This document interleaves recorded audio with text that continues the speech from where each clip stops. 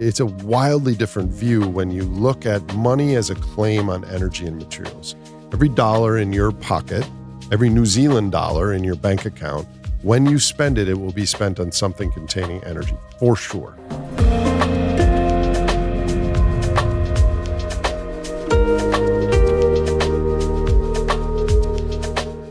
Welcome to the Regeneration Will Be Funded. This is a show about regenerative finance. We are exploring pathways to a life-affirming economy. I'm your host, Matthew Monahan, and today's guest is the one and only Nate Hagens. Nate runs what I would consider one of the, if not the most important podcasts on the internet, in the world. It's a huge source of inspiration for us here on the Ma Earth channel. So what an honor it is to sit down with you, Nate. Thanks for being here. Great to be here. Good to see you. So, Nate, I have so many questions. I didn't realize I said that all the time, but apparently I do. Please, Matthew, what are your questions? You have a prolific body of work and a large following online. So my goal here is to not ask you to repeat all the same talking points that you would share on your channel, but to take advantage of the fact that I get to be in the hosting seat and ask you some questions. So my first question is, what is a day in the life of Nate Hagens look like? Whoa, no one's asked me that. I get up at 6:30, and on the days that I had discipline the night before, my phone is in a sarcophagus, former ginseng container in the other room. On the other days, I look at my phone right away. Got 100 emails. I have now created a new routine where I say, answer today, answer this week, answer this month with the word calm in them. And I put them in the categories. I go make coffee. I take my dogs around the field. Then I come in and I reply to some of the emails and read the news of the day. Then I go feed my ducks and horses. Then I go for a walk again with my dogs and my girlfriend. Then I've got all the internal Slack channels on all the different upcoming podcasts and things going on in the world, and lots of conversations. I'm on the phone like 30% of the day. And that goes on and off till 6 p.m. At some point, I usually, from April to November, go for a 10 or 30 mile bike ride. I live on the border of Wisconsin and Minnesota, and it's just beautiful biking territory there, like hills and forests. And so it's a pretty privileged situation. And, you follow my podcast. Somehow in the last few years, this has switched from a job to my life. So it's hard work. It's stressful. I'm functioning at or slightly beyond capacity, but the whole thing is like I'm in the river swimming with the current, and this is what I'm supposed to be doing. So it doesn't feel like work. It feels like I'm on the team of life versus the team of power and consumption. And this is kind of the battle of our species history. I mean, everything has culminated in this moment. So it's a lot, but I'm surfing. You're surfing. Yeah. When things are like extra stressful, what kinds of practices or what do you come back to kind of keep you going? You're holding so much. I'm learning on that. I know a lot about the global macroeconomy and how things fit together. And I know that I deeply, deeply care about other species and the biosphere after we're long gone, this generation of humans. But as far as self-care and such, I'm kind of a kindergartner in that. And so I'm learning. Some of my observations are I spend a lot of time in my thinking mode, my brain, and I try to analyze things. And first of all, we can't think our way out of this problem. And so I've tried to bring myself back to the present and look at the colors and the smells and the sounds. And I try to do the exhale sort of things. Whenever I'm really stressed, I just go and sit with my ducks or chickens and crank, crank, crank, and then Ping talks back to me, and I play little games with them, and it instantly calms my nervous system. And I don't think I could do this without animals. But Mm, most importantly, to be totally blunt with you, it's we're in New York because of some other meetings that you and I have. It's meeting other humans that recognize the stakes of our times, mm, and we don't know what's coming. We can kind of squint and see the shape of the future, but no one knows what's coming. right. And but we're rolling up our sleeves and trying to do something at least directionally in the way that things might help. And then there's going to be something emergent that no one could imagine. Hmm. I think things will be far worse than the average person is aware of, but probably far better than some of us expect. Mm, And so it's the camaraderie of being on the right side of history that probably gives me the deepest sense of, okay, I'm not in this alone. There are millions, tens of millions, hundreds of millions of humans that are moving in the right direction towards these challenges. mm. And you say no one knows what's coming, but you do have a bit of a thesis, the Great Simplification. Can you share what that kind of Yeah. refers to? Um, I think I'm more confident about what's not coming than what is coming. Mm, And so I studied finance. I have an MBA from the University of Chicago 25 years ago, 30 years ago. Um, they never talked about energy or ecology or systems. It was mm, all finance and profits and stocks and alpha and beta and sharp ratios and all kinds of financial statistics. And the finance story and the money story and the technology story and the politics story all sit on top of an energy and material story that we are treating as if it were interest, that it's perpetually there, but it's actually principal. It's actually bank account that we're drawing down millions of times faster than Ma Earth mm, sequestered it. And that whole thing sits on top of a functioning biosphere. And we are slowly, with increasing speed, leaving the stability of the Holocene. We're leaving many different planetary boundaries. Climate change is one of many, and we could talk about those later. So, what the great simplification is humans historically are, and in the future will be, problem solvers. We innovate and we imagine solutions, and then we combine energy and materials with our ideas and some labor, and we come up with a tool. Um, every time we do this, it requires energy. And right now, our system is using 100 billion barrels of oil equivalent. If you transmit coal and natural gas into oil equivalents, it's 100 billion barrels. You or I working with our muscles, digging ditches or pushing wheelbarrows, generate around zero point 0.6 kilowatt hours worth of work a day mm, relative to a barrel of oil, which is 1,700 kilowatt hours. So a barrel of oil gives us around 5 years worth of work, and we have 100 billion of them. So our current economy is subsidized by machines, mm. which are technological inventions that are powered by the human work equivalent of 500 billion human workers Over what time frame is that use of 100 billion barrels of oil per year. per year? I see. Per year. But at every moment, there's Right, 500 billion workers right. relative to the 5 billion real human workers. Wow. We take that for granted. Right. So, what we do is we grow and we invent things and we add new nodes to a system. And if Hmm. you add new nodes to a system, the number of new connections is the number of the nodes squared divided by two. So if you add 10 new things, Hmm. it's 10 squared is 100 divided by two, which is 50. The real Hmm. answer is 45. There's 45 new interconnections between A and B, A and C, A and D, and each of those require more energy.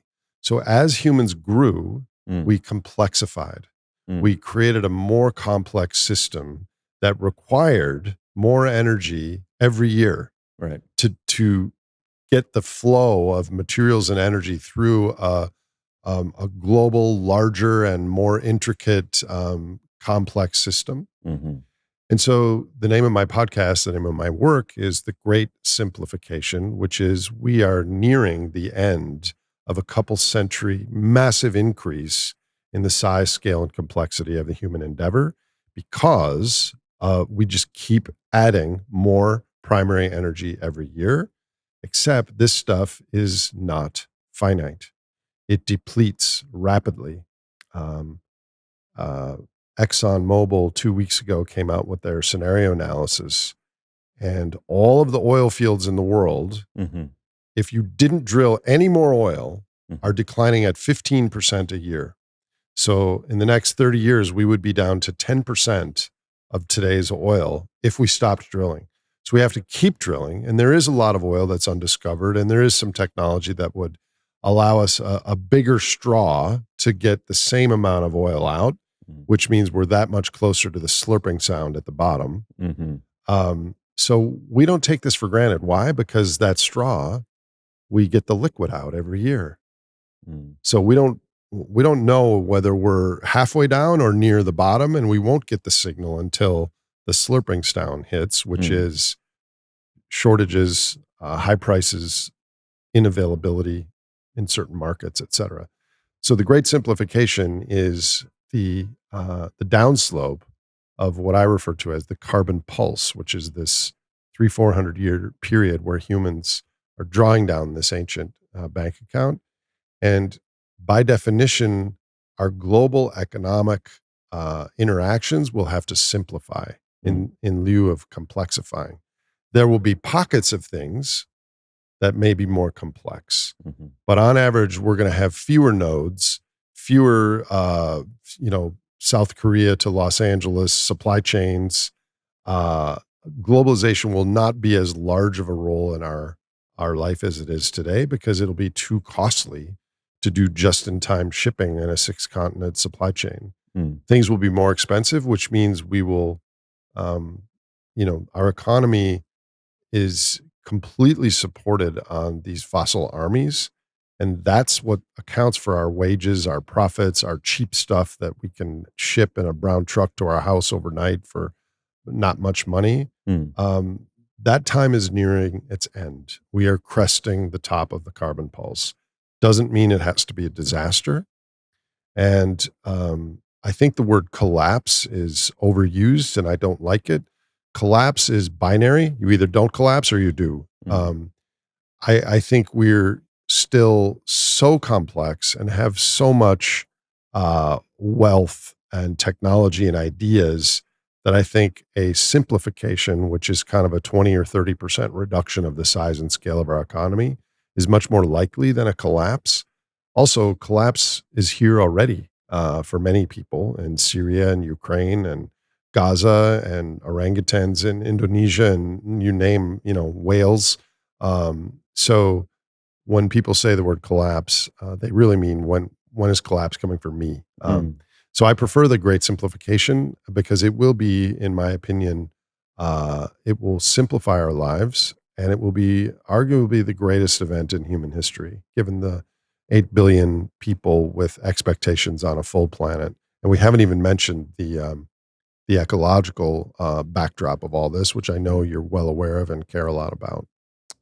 Right. Well, thanks for that. I mean, I guess the common pushback would be one, the feeling that we've been talking about peak oil for a while and we keep finding new ways and then there's fracking and but more importantly that the renewable energy revolution is upon us and that there's enough solar energy that if we just get better and better at capturing it and integrating this kind of transition to electricity and to renewables that we're going to be able to downslope the fossil fuels and upslope the renewables. So help me understand why that doesn't fit within your frame. Briefly on peak oil, it's such a convoluted and complex story. High quality oil, conventional oil, did peak almost 20 years ago. It's been at a plateau since 2005.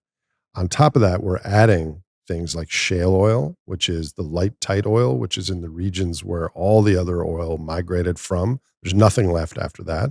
When you drill a well, it depletes at 80% in the first 18 months, and you need to drill another one. We're adding natural gas plant liquids to what we define as oil. We're adding ethanol and biodiesel. We're adding things that aren't even used as oil, but are used to make plastic baggies and things like that. And so when you look at a chart of oil, there's many different gradations, and the benefits that society get arguably have already peaked. And technically, peak oil as of now was November 2018, and we're just butting up against that. And most of the growth in the last 10 years has been the United States because of shale oil. Right. Who cares? It's not really the relevant question. But once people recognize that oil is finite and in permanent decline, we're still going to have 96% of what we had the year before or 90% of what we had a decade before. It's the phase shift in geopolitics and people's minds about what the future holds, which is why this is a really, laden conversation on energy blindness and how much oil is left. Renewable energy, as you know, isn't renewable. The sun and the wind are renewable. The complex polysilicon photovoltaics and wind turbines that have neodymium magnets and all this stuff requires complex global supply chains, very advanced technology. It requires fossil fuels to mine and refine, and it needs to be rebuilt in 25 years. So I am pro solar, wind, geothermal, and such. But for many reasons, it's not going to replace the civilization we have today. Because the market is driving our society forward. This is an important thing, which I call the economic superorganism.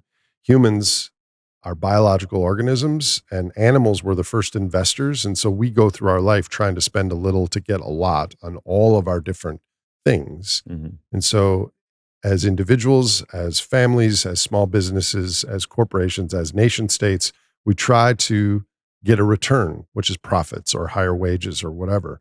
All of that is linked, 99% correlated to energy use. That is 85% linked to carbon. And what we do is we outsource the wisdom of our system to the financial market, to the stock market. Stock market has grown every year of the last 100 years faster than the real economy has grown. So it's like this wealth funnel. And renewables are scaling quite rapidly right now. But fossil fuels are growing less rapidly, but they're still growing. So as long as the market and GDP is our aspiration, we will grow the entire system. There's no mechanism right now that we don't use any fossil fuels or we use far less, and we grow renewables and we have a shrinking economy. I want to come back to this, but here's the other thing that is often misunderstood is in order to keep the economy growing, central banks and governments have had to borrow a lot of money. In 2024, in the United States, we have like an 18% budget deficit. We are spending so much more than we're taking in a growing economy. I think that has to do with the election or something. But we keep adding more and more debt. The world is like 350% debt to GDP. And the reason this is a problem is when money comes into existence, there is a dual entry, an asset and a liability. And so if you have an MBA from the University of Chicago, you would say the world is all fine because there's a creditor and a debtor, and that's a time preference of consumption. There's no problem. But a biophysical analyst will look at that completely differently because every time money comes into existence, the financial system is square, but the same amount of oil or steel or forests or dolphins or hummingbirds existed as the moment before. Right. And the same amount of energy and oil. So one of the problems then is we're growing this larger and larger financial claims on a flat to declining amount of biophysical reality, and that's unsustainable. And where that ends is problems with currencies and currency reform and trust am I going to be able to be paid back in these things? Right. So renewable energy, I think, is the answer. It's just the answer to the wrong question. The question it's being used for now is, how do we continue to live the way we're living now Mm. with low carbon technology? Mm-hmm. And I think the right answer is renewables and new advanced tech and maybe nuclear in tandem with some highly dense fossil carbon that is used as seed corn could create some more sustainable regenerative society over time. Mm-hmm. But that society is going to be a much smaller scale than what we have today. Right. And then the other complicating factor is we're running out of time to reduce emissions because of what's built in the pipeline in the climate scenarios, which I've learned a ton on this week. Yep. Yesterday I interviewed Carlos Nobre talking about 17% of the Amazon has been deforested. If we get to 20%, there's a positive feedback that if combined with 2 degrees Celsius, it's runaway and it turns into a savanna, which changes the weather systems everywhere else. And all kinds of things like that we face at the same time. So, one other thing about renewable energy, solar and wind, for instance, they produce electricity. Electricity is only 1/5 of the energy we use globally. All the rest is heating and transportation and bunker fuel and things that some of those things we could replace eventually using electric, but some we can't. And some will be very expensive to do that. So there's an issue of energy properties. And then probably the most important issue is all of these advances in technology, all of our visions of what is technologically coming in the future are predicated on our experience of more energy added to the system every single year the last 100 years, other than recessions or financial crises. Right. At some point very soon, these fossil armies of 500 billion strong are going to start to retire. And so when we go from 500 billion to 450 billion or 400 billion worth of human labor equivalents, what role does technology have then? And can scaling renewables at that point offset the loss of these energy workers? One more point. A lot of people, when they look at our situation, they don't look at the whole system, like the global mousetrap, which is human civilization. And we just extrapolate our recent history. We focus on, we want to scale solar power. And they keep everything else constant. Well, there are a lot of places in the world right now that are not so friendly towards the West because of the colonial extractive conversation and experience. And lithium and cobalt and other places are located in countries that are already experiencing higher wet bulb temperatures, social strife, and are not so friendly to the global West and North. So we can't just assume that the amount of molecules on the Earth that are needed for a decarbonization will be available and affordable in the way that we've come to assume. Right. So the decarbonization is going to lead to a massive rematerialization. So there's all these little potholes on the way to extrapolating our current energy consumption forward in time, just swapping out fossil carbon with renewables. And what did you mean by that last part of rematerialization?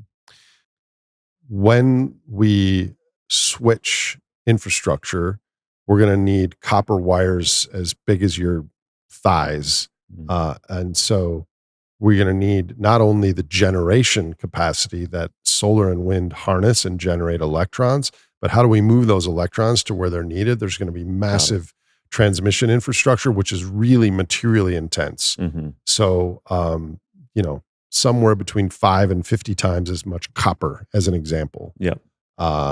And there's a lot of mines that need to happen. And right now it's 16 or 17 years once a permit is approved to build a new mine. It's really time consuming. And here's another concept, which I refer to as energetic remoteness, which is unless we can reduce the energy use in our processes faster than energy prices rise, everything in our world is going to get more expensive when energy prices increase because of the multiplier effect. So speaking of copper, Chile is an example where it's the biggest copper producing country in the world. And their copper production is going up a little bit, and their energy production to get the copper is going up massively because they have to have more and more overburden every year to get the same amount of copper, not to mention the fresh water that's impacted. So there's all these, read the fine print to see how the renewable revolution will come about. At the end of the day, I am in favor of renewables, but not replacing the current 19 terawatt consumption of humanity. 19 terawatts is 190 billion 100-watt light bulbs turned on 24/7. That is the metabolism of our species, and it is unsustainable. Right. Is your sense that we will run, like the slurping sound is going to happen faster than the climate collapse will force us to reduce our energy expenditure? That has been my assumption, and I may turn out to be wrong about that. I don't think we're going to run out. We're never going to run out. Well, I mean, unless there's like a asteroid or something like that, and we lose all our ability to extract. No, we're going to just run into, we use 100 million barrels a day. That'll go down to 95 or 90, which will mean some people that had made assumptions in their life based on that will be priced out. Mostly poor people and the arts and kind of the luxuries and esoteric parts of society we won't be able to fund those as much. I think the running out was never really the question. The question is we're playing this game and we're trying to grow no matter what. And this is called the economic superorganism. It's mindless, doesn't have a goal other than I need energy to generate profits right now. It does whatever it can. We're about to go into recession. No, we can't have that. We need to borrow more money and print the Federal Reserve and guarantee these things because we need to keep the economy going. Otherwise it would be bad. So we will eventually run out of those, fingers in the dike.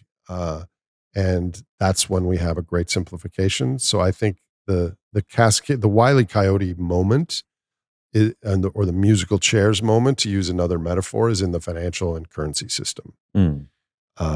Because what happens is every time we have a new influx of money or productivity, we expand our businesses and get a spare house or, break ground on a new shopping center.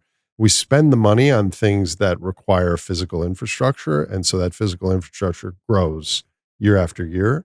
So if we have a big deflationary whoosh because no one can afford it and all this credit comes crashing due in a debt default, then we've got massive oversupply of infrastructure. And at that point, affordability by the average person will have declined faster than oil depletion will have declined.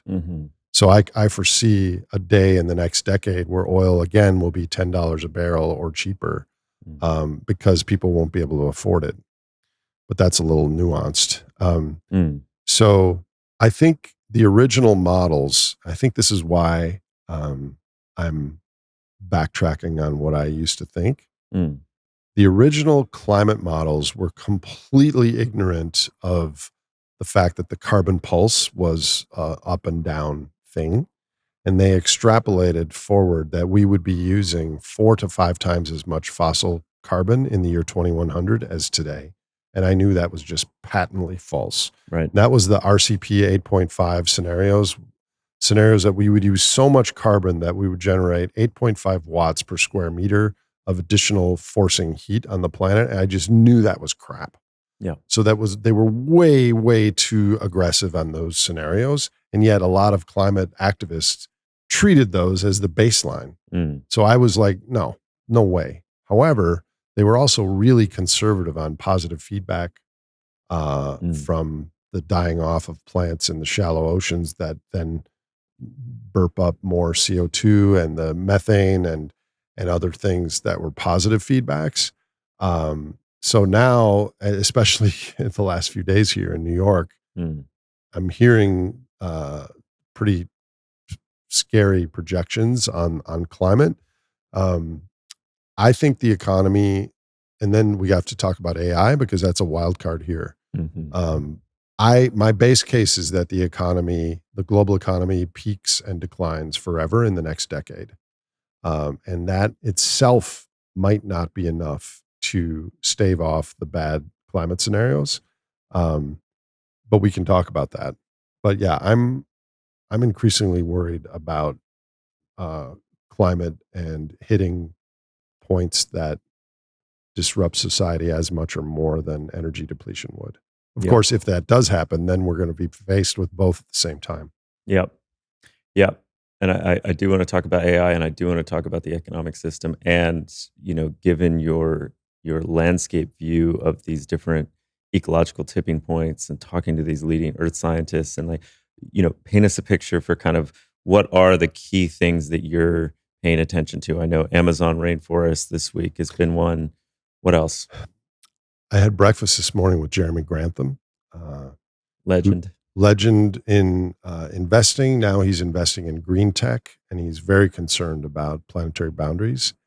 He told me this morning the thing he's worried about more than climate change is testosterone, endocrine disrupting chemicals, and drop in sperm count, because it will accelerate and more people will not be able to have babies. And that itself will trip up the economic system. Mhm. And for someone who's really worried about climate change to tell me that he's more worried about plastics and endocrine disruptors is quite something. Mhm.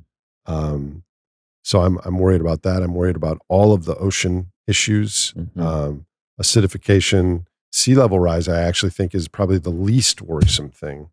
Fish are already swimming polewards because as the water warms, it holds less oxygen. Mhm. So there's hundreds of examples. I had Daniel Pauly on my show that fish in the northern hemisphere are swimming towards the North Pole, and fish in the southern hemisphere are swimming towards the South Pole so that they can breathe. Mhm. Um, I'm very, very concerned about, and this doesn't affect the human economy as much, but the drop in 70% of animal populations since I've been alive. Mhm. But I am worried about the drop in insect populations. We're losing insects 1% to 2% a year. Yep. And, if you do the math, they're gone in 50 years, Mhm. plus or minus. All of this stuff is not part of the AI revolution is going to change everything. It's freaking ecology blind, man. They Mhm. don't look at what, okay, so basically what powers our society is productivity.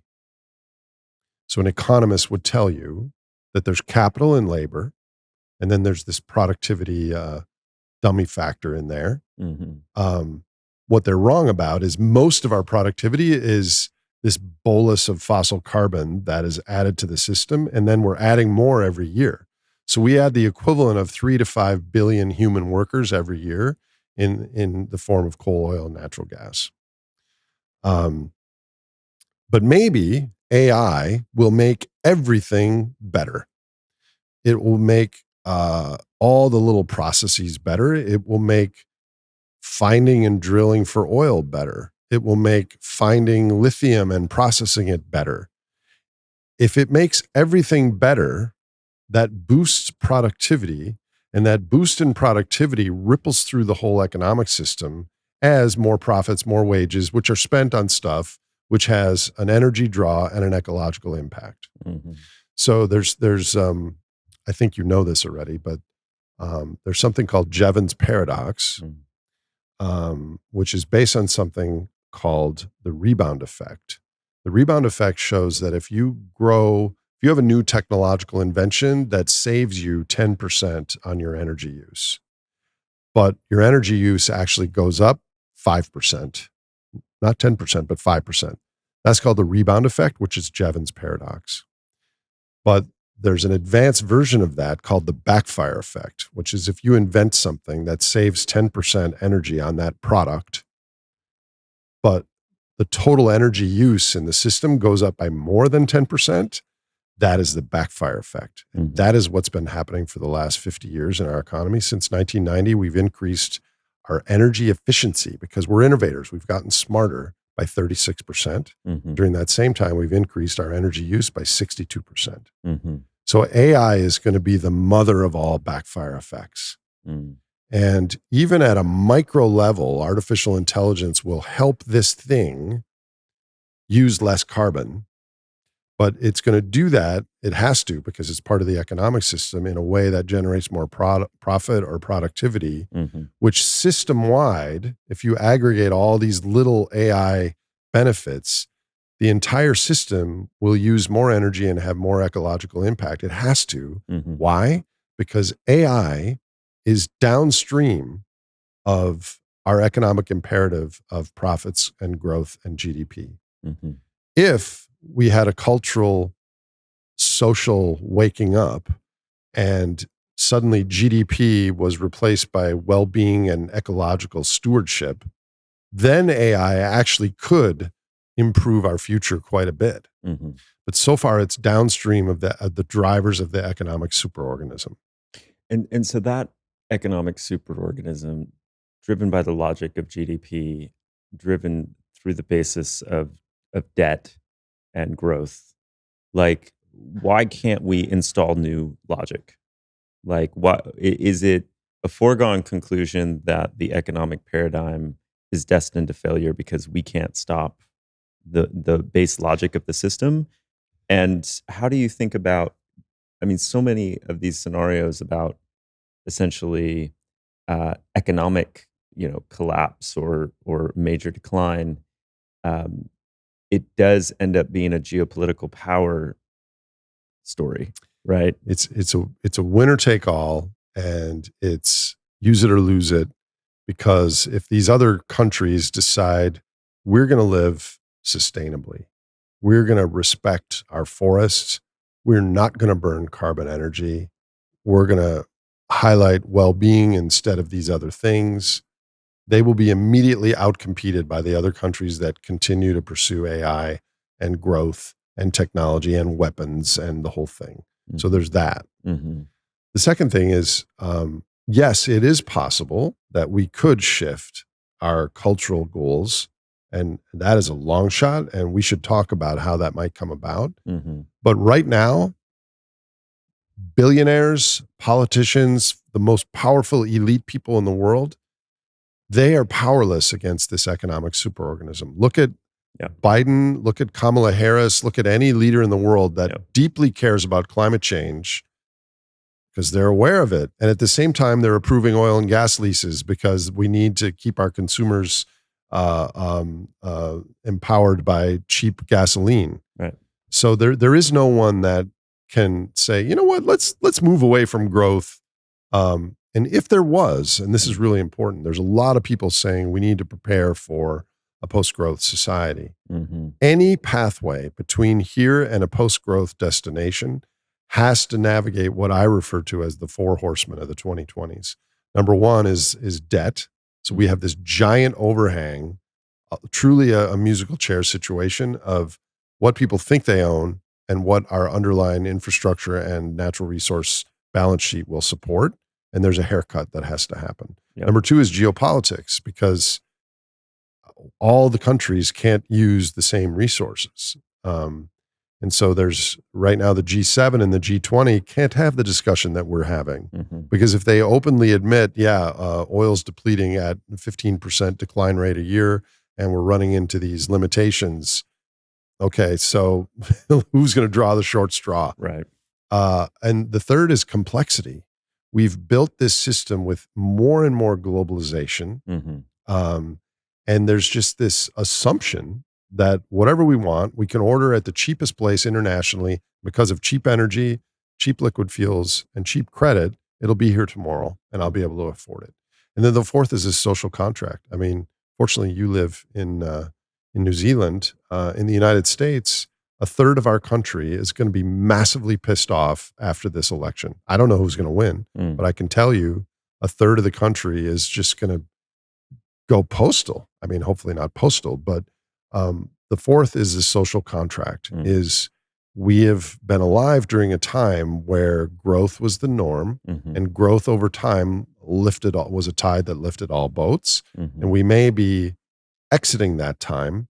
And rather than understand this biophysical, ecological, grand narrative of why we're here, we naturally will blame the other guys, the other side, the other countries. So that's one of the risks. So no matter, we eventually are going to have to live using less energy and materials, full stop, eventually. I think that's the next decade. But even if you disagree with me, it's true in the next few decades. Right. And the speed bump between here and there is all these financial claims and the supporting of our currencies that might be tripped up. So that is the entire basis of my work, is during that period, how do we bend our systems and not break? Because break would be bad. Did that answer your question? Yeah. I mean, I guess the debate rages on in kind of macroeconomic circles about how long this debt can survive and last, right? I mean, we thought maybe 2008 was going to be the big reset, but it seems like the central banks were able to kind of rescue the system. It looked like maybe COVID, but they actually got better at kind of the rapid fire rescue operation.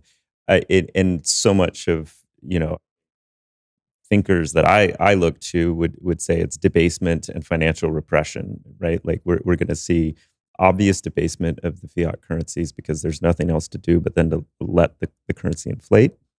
The debt's too big, you print more, right? The fiat nation state relationship is tight, right? And financial repression being kind of these different maneuvers to essentially cover and force the purchase and holding of government debt, for example. And so how did those factors come into play? I mean, does it feel to you like the central banks can't maneuver their way through adding more zeros to the currency system more and more and more so that, the cost of oil isn't, $10 a barrel or $100 a barrel, but $1,000 a barrel? The only way through, the only way out is through, I think. And the central banks are going to be caught between a rock and a hard place. And they will continue to monetize debt. They will continue to print, which is why gold is $2,700 today. Because the alternative is saying we've consumed beyond our means. We're going to tighten our belt. There's going to be some economic pain, but we can't continue to do this. No one in an elected position is going to do this. So Right. it's a certainty that we will continue to print to maintain our systems. One Now, of the first presidential debates in I don't know how many, decades or years where they didn't even talk about the debt. This recent last US one, presidential I watched debate. 5 minutes and I felt so sick I had to turn it off. Same, but I watched the commentary about Yeah. it, and they said there was no Well, mention. both sides. Yeah. So Both we're in sides have their agreement plan. that the debt is no longer even a topic to discuss, right? Well, and I have so much to say on this topic. Again, MMT, Right. modern monetary theory. I was just about to ask you. Yeah. Oh, well, it's brilliant in one sense because it correctly describes where money comes from, the double entry, and the fact that when we pay our taxes, money disappears. So how money is created and how it disappears, MMT describes perfectly. But then they make the same mistake that conventional neoclassical economics makes, which is they ignore the energy and the ecology bit. And so there's a third and a fourth entry that are ignored. And so we can't continue to issue debt when the functioning of our system is the ecological services and the fossil energy and minerals. So when we issue more debt, it's just more claims on those two things. Now, a standard MBA or PhD in economics would look at this situation quite differently. They would say, well, it's kind of the natural law of human systems that we innovate, and that the fact that Japan, the central bank of Japan, has bought 50% of their outstanding government debt because they didn't want interest rates to rise, that's okay because Japan is very clever and industrious, and they will create new technologies that the world uses. So it's only a matter of time before our natural law of 3% growth will reassert itself, and we can pay the debt back. Right. But a biophysical analysis would say Japan has no natural resources at all. Right. They shut down some of their nuclear. They import all of their energy. We're going back to feudal times within a few decades. It's a wildly different view when you look at money as a claim on energy and materials.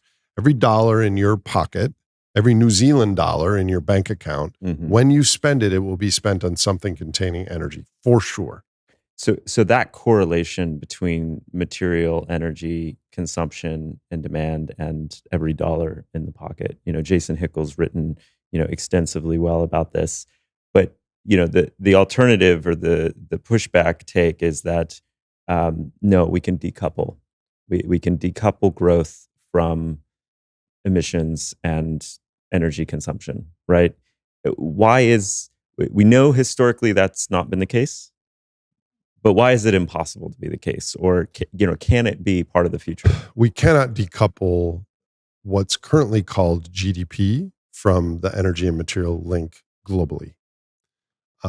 We can decouple in service-based countries like the UK or the United States, where a lot of our GDP is from massages and movies and things like that.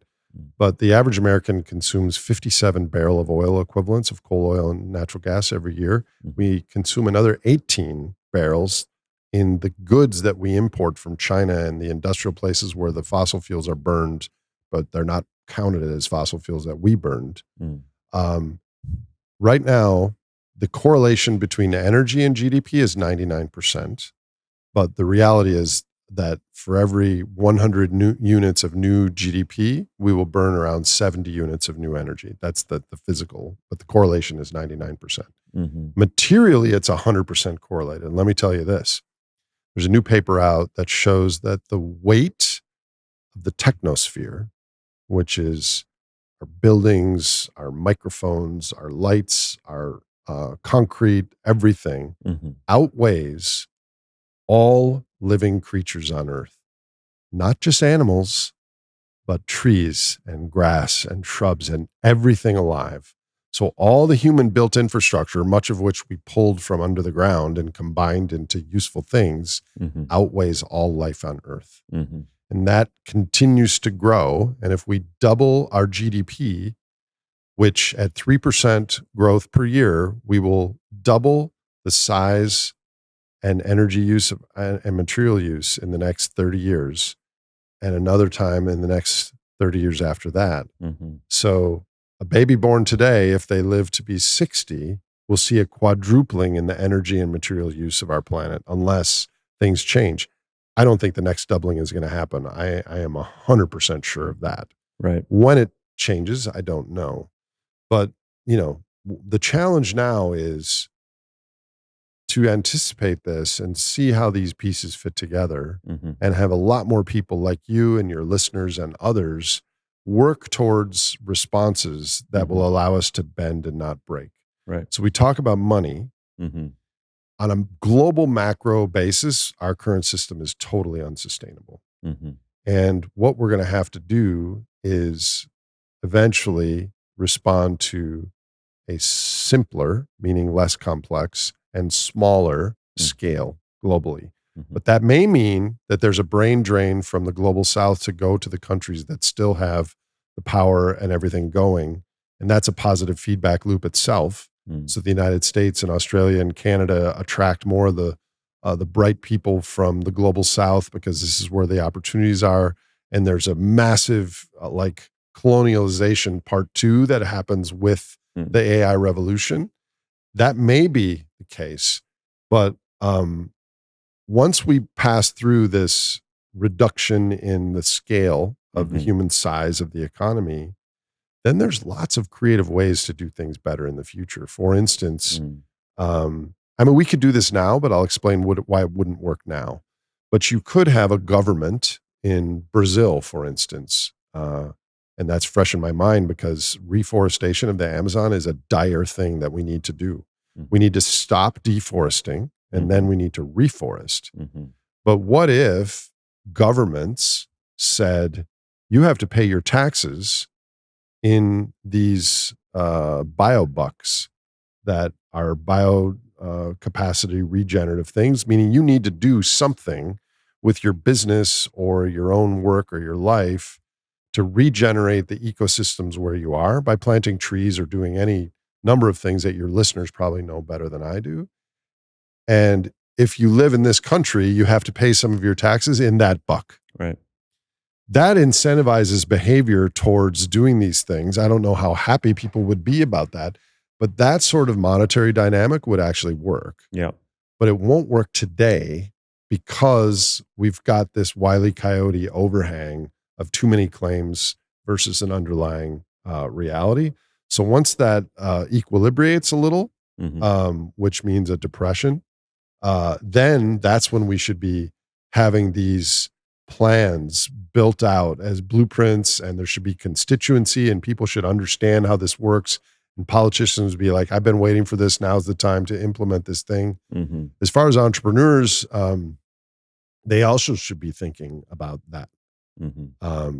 Maybe you have lots of examples of what's going on already in that sphere. Yeah, I mean, this is basically one of the most fundamental parts of our thesis of this work is that there's an exciting story at this moment that is the democratization of monetary policy and logic through blockchain and cryptocurrencies. And obviously, blockchain, crypto, lots of noise, lots of scams, lots of libertarian ideologies that turn people away, lots of problematic behavior, not going to be perfect, mirroring late stage capitalism, greed, casinos, whatever. Like, put all that aside, signal from noise. What we have is the digitization, the programmability of monetary policy. You can call them currencies, you can call them tokens, you can call them coordination tools. And this is the first time we've really had that level of capability and room to experiment. I mean, if you created alternative currencies in the past, you often, any sort of scale, you ended up in handcuffs, right? Like there wasn't much room amongst governments around the world to be doing your own coinage. And yet here we are, while 8 billion of us and however many billion of them have computers in their pockets and laptop access and satellites beaming internet down to us. And so this possible decoupling of money from the nation state always being a one-to-one relationship, maybe as profound as the separation of church and state, the separation of money and state, which you could argue gold was the precursor to this, but obviously we don't use gold in a daily, transactional fashion. That as the setup, is there now this possibility for nature-based currencies and tokens, for connecting the ecosystem and the health of our planet to the wealth of society? Can we start to work on a re-architecture of monetary logic as one system comes down and the next system rises up?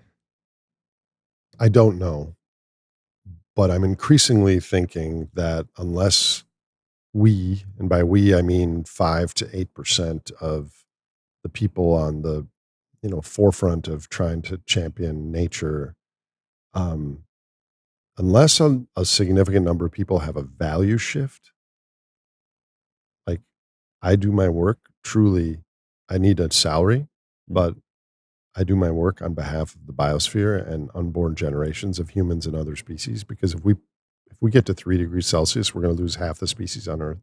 And 3 degrees is probably the default path if we do nothing. Unless we have people that have value shifts, this is my skepticism of this whole movement, is it's the next shiny thing and way to make. Why do people want money anyways? They want money because it gives them status and outsized respect, which is a tribal hangover from the Pleistocene. So we need to have society respect people that are doing the right things for nature instead of living in mansions and driving Ferraris. And that's already changing. Like I taught college a few years ago, and flexing with conspicuous consumption was not cool, right? With those kids. So I think, this is something you and I talked about yesterday. I'll repeat it now because I just see it so clearly. Even in New York City this week, it's no longer deniable the ecological and social and economic crises that are ahead of us. Right. People can no longer deny what's happening. But everyone is wearing three hats. They're wearing a hat, primary hat of, I need to get a paycheck. I need to have a job. I need to respond to my boss. I need my company to succeed. I need our corporation to do well. The other hat is, I'm only alive a short time. I want to enjoy time with my family. I want to go on vacations. I want to play with my dog. I want to watch TV. I want to do all the experiences that I can get and enjoy my life. And the third hat is, I want to be a good ancestor. I want to do what's right for the planet as part of the web of life. I want to contribute to a better future for humanity and all the other species. We don't have a way to wear all three of those hats at the same time. We're primarily, because of the economic superorganism, focused wearing that first hat. And I've seen so many people this week that you can tell the second and third hats, they want to wear those, but then the imperative of making money and doing what is respected by their boss and their charter of their organization just squelches those other two hats. And so eventually we need a society that allows you to wear all three of those hats at one time. And if crypto or blockchain or something can change our incentives and our prices so that we can do that, that's the direction that I believe in. Because my fear is that in the podcast I did with Dennis Meadows, he said, if someone's coming at you with a hammer and then they change it to a screwdriver, like a different type of technology, they're still coming at you. And it's the same thing. If we change our technology just to meet the times because we've become so clever with phones and currencies and AI, but don't change our objectives and our hearts and our value system and our recognition of the stakes of our times from an ecological deep time perspective, nothing's really going to change. It's just rearranging the deck chairs on the ecological catastrophe. Totally. Yeah. I mean, my thoughts on that would be, we have to change the goals of and the logics of the system to the aims that you're talking about, ecological aims, well-being aims, right? Like that of course has to be part of this shift for it to work. I'm hesitant to even like lump it into the frame of crypto and blockchain because I do think there's going to be a lot of very bad unintended consequences of that system, and that the things that will rise first and fastest, like Bitcoin, will cause all sorts of perverse consequences that aren't good. I can imagine. And I think Bitcoin will rise probably a lot, but that's not going to solve our problems. No, that's definitely not going to solve our problems. And I think that this is why we use the term regenerative finance. For whatever set of reasons, this is what's kind of been mirroring through and pinging through these different communities, and refi as kind of a loose, kind of general orientation towards how do we use these tools in service to environmental and climate and, ecological regeneration, please. Let me come back to what you just said using an ecological lens. So right now, the human society in the whole world appropriates 40% of the net primary productivity of the planet and directs it to one species out of 2 million known species. Right. So when the sun hits the earth, it photosynthesis with the soil and the rain, it grows productivity of forests and plants and ocean phytoplankton and all that. 40% of the annual product of that is directed to the human system, leaving 60% for all the rest. On top of that, we're drawing down fossil carbon millions of times faster than it was sequestered. Right. So the trees in North America grow at 2.8% a year. So that's the net growth per year. So when you say regenerative finance, is it regenerating the finance or is it regenerating the productivity of Earth, and from what scale? I think that's an important question. Yeah, it's definitely the latter, in my opinion, in terms of, the focus is around the regeneration of the planet. And yeah, like when you go all the way down to the bottom and you're like, well, where's the yield coming from? It's like, it's photosynthesis. Yeah. Right. It's like, because like you said, it's current and historic photosynthesis. Right. And the stocks are currently dwindling. We confused them for flows. Right. And the the reality is we're all getting poorer, right? We're getting Yes. poorer as defined by what's happening to ourselves, our bodies, our nature bodies, our For earth sure. bodies, right? Yeah. So the act of reforestation, of regenerating soil, of restoring watersheds, like those are wealth creating acts, Yes. right? And so we need to start, I think, from that kind of base logic. And the approach of regenerative finance here in 2024, like I'm not saying to you, I think this is like, oh yeah, great. We're just going to keep going and then, keep going from there. And now we're just going to, substitute the current economic system with new economic. What I'm saying is like, this is my best attempt to try to point to one possible way to the question of bend, not break. So you're interviewing me now, but maybe in the future I should interview you because I don't know a lot about this, but I don't know how this would come about. But right now we're paying the wrong prices. All the wealthy hedge fund managers in the world, Warren Buffett, got that way living through an era when we paid the wrong prices. Mm-hmm. The price of energy is wrong because we're depleting it so rapidly relative to how the earth built it up. Totally. The price of all of our things are wrong because we don't include any of the costs on externalities to our own bodies and to the biosphere. Mm-hmm. So if we were able to include those prices and actually have something that had more accurate prices, and coupled with a change in our value, an expansion in our heart, a recognition that we're part of the web of life and we're destroying it, we being the economic superorganism. It's not your fault or my fault, or the fault of your listeners, or the fault of billionaires or oil companies. It's an emergent system that we're a part of. If we can change the prices, then all of a sudden the technology that you're talking about leads people to plant trees, to regenerate the soil where they live, to protect the butterflies, to stop mowing their lawns and have insect repopulation, which helps birds, which helps the whole system. These things are like foreign to us. We're like in nursery school, ecologically speaking, as a species. At the same time that the life forms on this creature, on this planet that we share this blue-green earth with millions of other species who have no say in our economic system, they're teetering on the brink. Mm-hmm. So I think at this 11th hour, I am actually hopeful because 5-year-old kids don't have wallpaper with Exxon and Dell and Apple icons. They have giraffes and hummingbirds and dolphins. You weren't here, but we did a podcast yesterday with the 12-year-old kids from Future Council. Kids speak from the heart. They speak a truth that unlocks what adults feel, but are too afraid to voice in this consumption vector economy that you and I have lived through. So, there's a haircut coming. Yeah. But for most people, it doesn't have to be a disaster.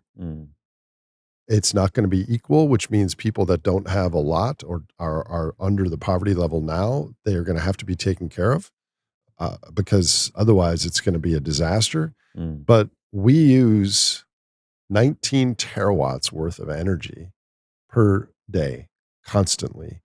And so as an American, and actually I'm trying to train myself to not say that, as someone who lives in the United States, my average share of energy use is 210,000 kilocalories of energy per day with the lights and the aircraft that brought me here and the taxis and the Ubers and the imported food. And you take the energy input and all that, it's 210,000 kilocalories. My body needs 2,500 kilocalories. We use 100 times more energy than our bodies need.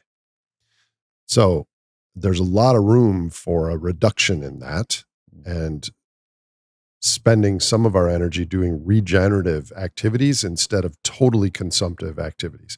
So our GDP right now, every year, gross domestic product or globally gross world product, 71% of that goes to consumption.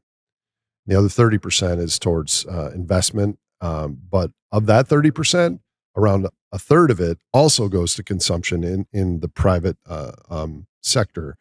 So around 80% of the energy and stuff we do every year goes just to consumption.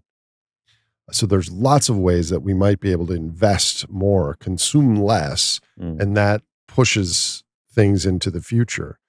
But I think one of the biggest regenerative things that needs to happen is we need to prioritize global cooling over other things, because all roads on all the different things we're trying to protect in nature, if we cross 2.5, 3 degrees Celsius, nothing else matters, in my opinion. Mm. So those technologies that are able to reforest, pull carbon out of the air, biochar, things like that. I don't know a lot about them, but I think we're going to have to do more of that. Yep. And people are like, oh, it costs too much money. What is money anyways? It's a claim on energy and the ecological services of the future. And if we have no future, money has no value anyways. I still have so many questions, and I know you have to get out of here, at a reasonable hour to go to the UN. So yeah, I'm excited about that. maybe we'll do a bit more rapid fire. You mentioned young people. What advice do you have for young people who might be listening to this right now? It's really hard because I want young people to understand the ecological systems view that is reality. And the older I get and the more I see this, it's the standard economic techno narrative that is actually the bubble. Reality that I'm describing here is not the bubble. So I want kids, hopefully in the presence of other kids, to understand ecology. Where does our food come from? The soil. Right. How do forests work? Other species. But I want them to follow their hearts and be willing to reject the consensus trance of what everyone else tells you. Kids feel and know the truth. If one of our children, and I don't have children, but if I had a baby and it was dropped off into a Aboriginal or a culture in our ancestry, that uses 1/100th of the energy that we do, they would grow up fine and probably really smart and healthy. So children, there's a little bit of grief that has to happen, which is tough for a young person, because the cultural narrative of George Jetson flying cars and we're going to colonize Mars and have robots take care of all of our stuff, and we just sit there and are happy and watch VR. That's kind of morally empty vision, I think. And I think kids feel that the need to be connected to nature and connected to others. And so I think just follow their own passions and their own heart. Young people don't have to know what they want to be when they grow up, or even if you're 25 or 30 right now, you don't have to know what you're going to be when you're 40. Just take a step in the right direction. I often tell the story of my close friend, one of the early people at Greenpeace, Don White. When he was 22, he was a geologist, lived in Indiana, and his only passion was he knew he loved whales and dolphins. But there were no whales or dolphins in Indiana, so he sold his car, bought a one-way ticket to Hawaii, volunteered cleaning out dolphin poop from the aquarium, and 10 years later, he founded earthtrust.org, and in his career, he became the most successful ocean environmentalist of our time. He stopped a dolphin drive kill in Taiwan. He created the Flipper Fund. He had the drift nets removed in the ocean, all because he cared about something and moved a little bit closer to that direction.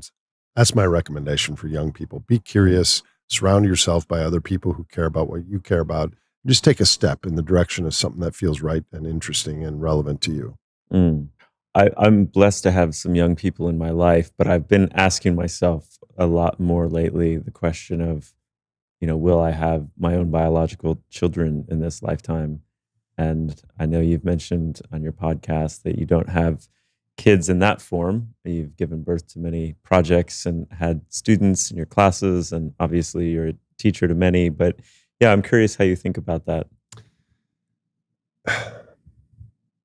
The original reason I didn't have children is because I was too busy and was enjoying my life. But after that, increasingly I've become much more ecologically conscious. And does the world really need another mini 6'5" Sasquatch that has a lot of questions?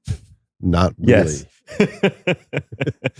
But you and I share 99.99% of our DNA. Mhm.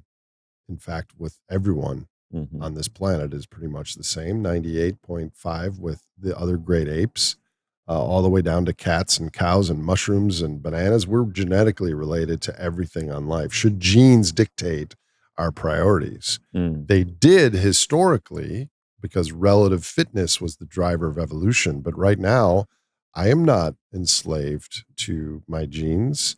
They tempt me, they move me in the direction of wanting things that led to children and fitness, like having sex or getting resources. But I am much more interested in reproducing the ecosystems and the biosphere for future thousands of generations than I am Mm. having a 6'5" mini half replica of myself. Mm. So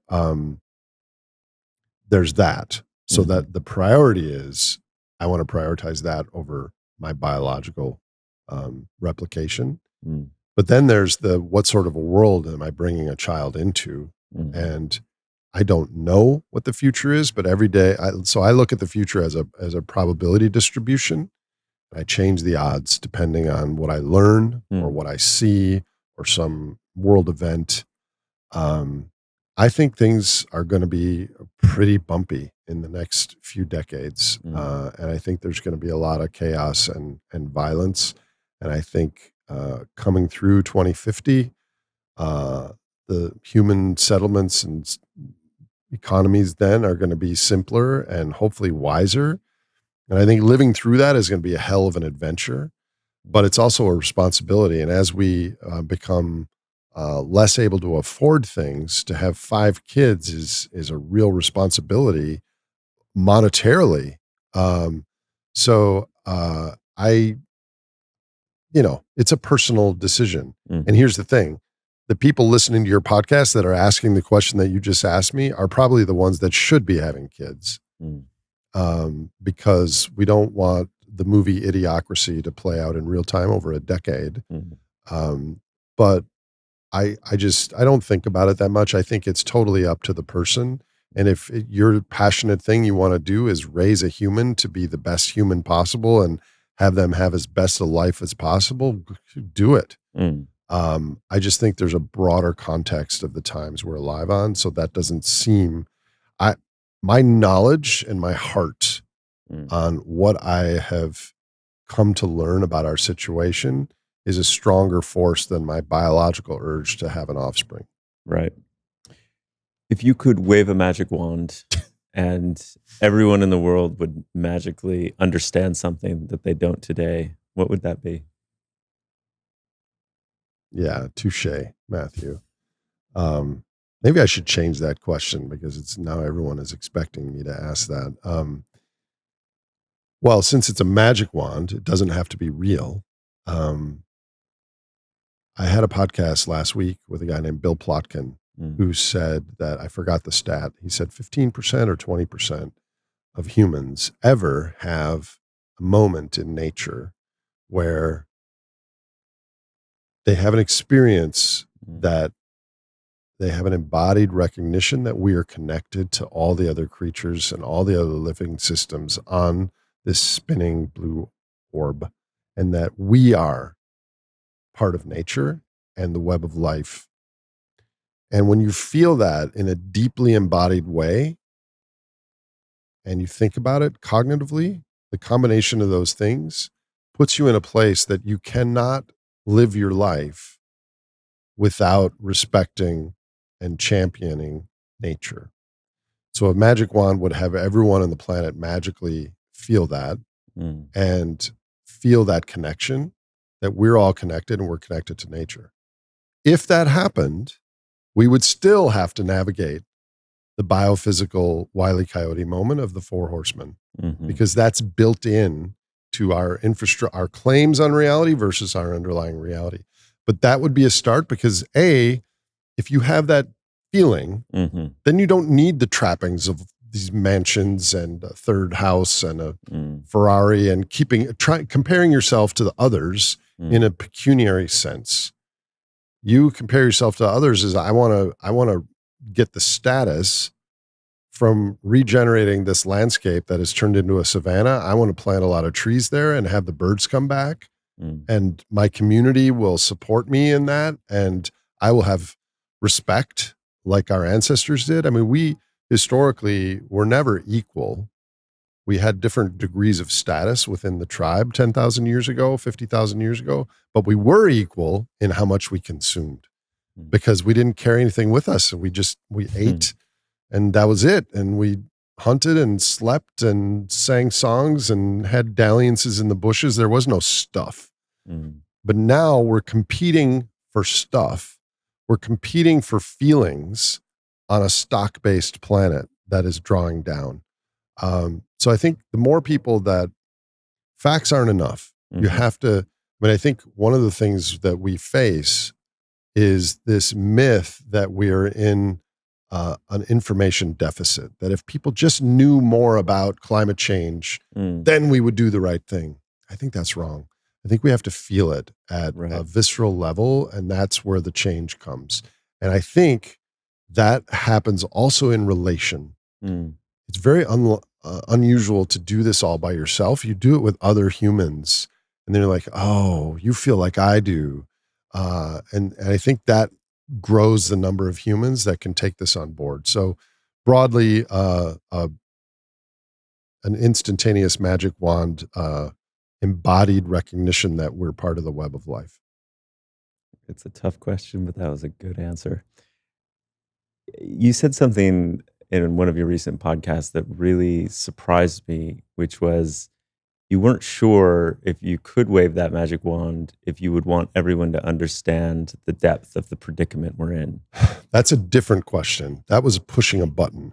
I asked my guest, if you could push a button and everyone in the world could understand what you just told me about human population, resource use, biodiversity, everything, would you do it? And he said yes. And I said I would not. I would not push a button for everyone in the world to understand what I just explained to you in the last hour. And the reason is at least, well, for sure in the United States and presumably in many other places, people are maxed out. They're on the border of depression and mental illness.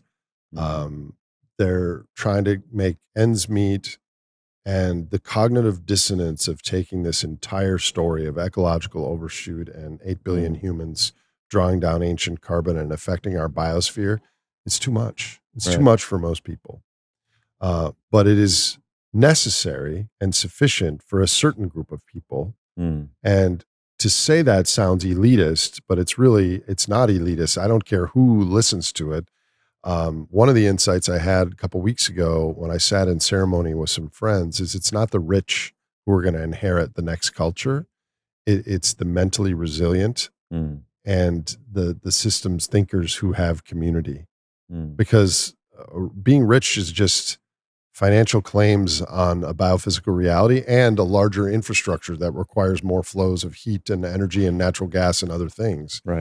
So I think there is a calling right now for more humans to be aware of all of the things that we're discussing.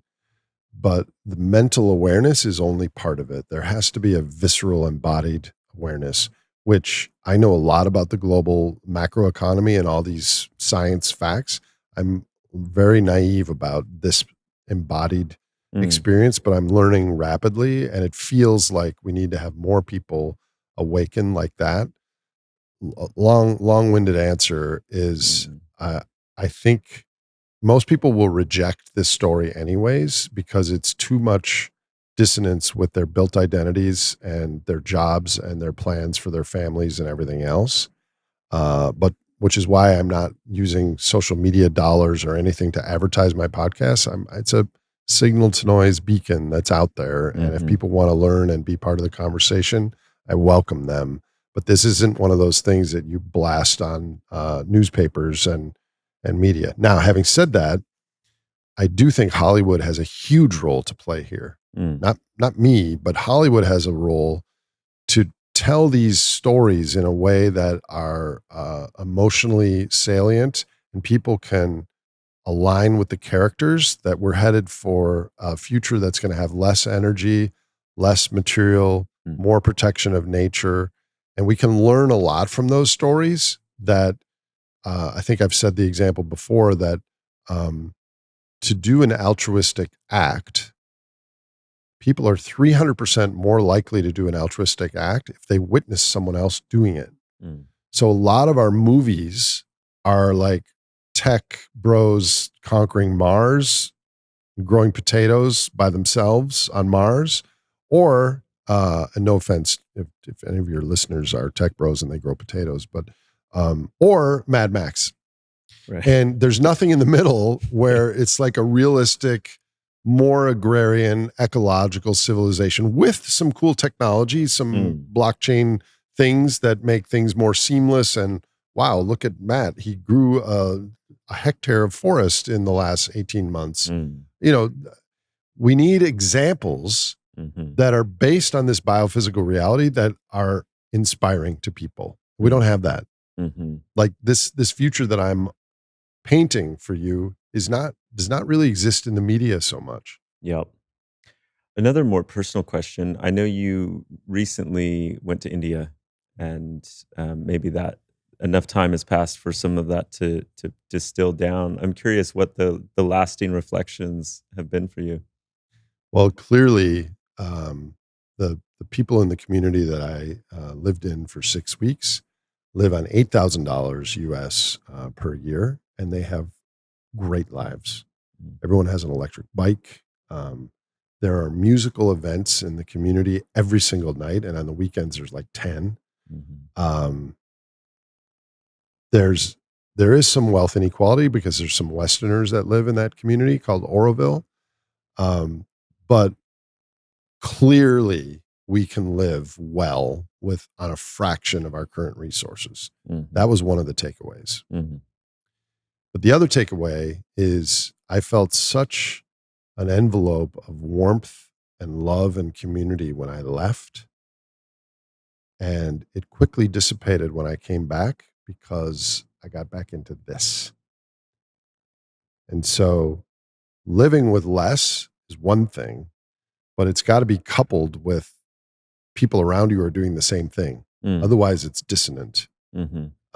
So I've lost most of the practices that I developed Mm. just in these last 8 months since I've been back. I mentally remember them, but I've been too busy and back into this routine where all the other things are United States culture like. Mm. So, I mean, I guess the bottom line takeaway there is humans are incredibly plastic and we can change our behaviors substantially, but we're more than we're plastic, we are social and we look to the people around us and we mimic them. And because conformity historically has been adaptive. Mhm. Uh, and right now, the world is trying to conform to the United States, and that is a disastrous path. Mhm. Not a not a smooth transition, but I did want to ask you a bit more if you had any further thoughts around AI, just given how big of a topic it is, how much interest there is. You know, the NVIDIA CEO just a couple weeks ago said it's obvious we're on the dawn of a new industrial revolution. Sam Altman, you know, founder of OpenAI, saying that this is the age of superintelligence. Yeah, what are you making of all of this? From a systems perspective, it's natural that humans would get to this point. There would be some innovation that would be ones and zeros and, uh, mining huge data in a way that we figured out how to do it. The whole thing is ecology blind. It doesn't look at the vectors of this productivity and the new industrial revolution. Like I've seen that the true exponential growth is ahead of us. We've had exponential growth for 2 centuries and we're running out of planet. Mm. So as long as GDP and money are our cultural goals, AI is going to be much like shale oil. It's going to be a larger straw but the slurping sound now is not oil, it's ecosystem health on the biosphere. Mm. Mm-hmm. Because we're going, they're restarting 3 Mile Island, for gosh sakes, with Microsoft, because they need new servers to power the AI. This is like Jared Diamond 2024 version of chopping down the last trees. We need more servers. But I call it the superorganism. This is not too dissimilar than the Borg in Star Trek, that we will be assimilated. Mm. The other problem is, I think there will only be 1 or 2 or 3 AIs, or probably one, that will be dominant and outcompete all the rest. Mm-hmm. And so the people that are developing AIs are all in this race because one AI will dominate the others, and they want to be the one that has the one. So there's this massive drive for power, and it's very linked to military power. The governments have a lot of the AI investments.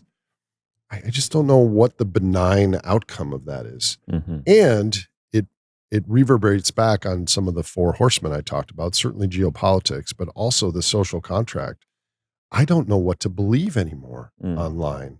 And you can ask AI, and all the ChatGPT and all these things are getting better and better and better at making deep fakes and whatever. We're at a time now where we need to understand our situation, and people have to have common shared facts. Mm-hmm. And AI is going to make that even more difficult, because the fracturing of our society is anyone can get on a computer and find whatever reality that their identity wants, and you can find it.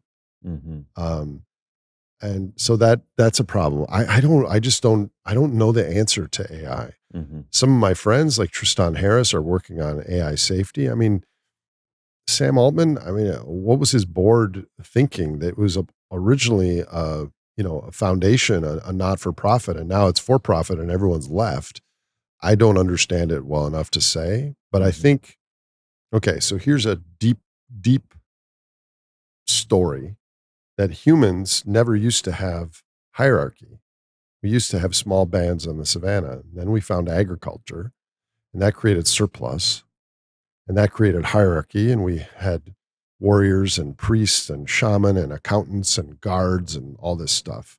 Then we found fossil fuels, and that created the accordion got even more stretched. Mm. And then we created digital currencies where we could print digits and have more and more power amassed by the few. And now AI is even further leveraging all that other leverage, agricultural leverage, industrial leverage from fossil fuels, digital leverage from fiat currencies. And now AI is just running it all the faster. It just seems like a Twilight Zone episode to me. I think as long as AI actually is improving the productivity of the world, we're going to have more and more demand for energy. Mm-hmm. And what it does is, from an economic perspective, it buys us a little more time of this Wile E. Coyote moment, because if we have more productivity, then debt becomes a little bit less of an issue for a while, but it's going to be terrible for the ecosystems. I do not see a way that AI is going to lead to lower carbon on the world, because if we have productivity, we're going to spend that on indirect carbon. We're going to spend it at Walmart or Home Depot on things that aren't chunks of coal, but they're products that were made with coal and transported via oil. But I'm not an expert on AI, other than I think it is in service of the superorganism, and it's going to create a larger straw on the bio capacity of the earth. Nate, I could listen to you all day. Luckily, I have your podcast and many videos to tune into. I do want to respect your time. So thanks so much for sitting down. I'll have you come back on mine, and you can give me your take on these things. It would be a real privilege. Any final words or comments you wanted to share?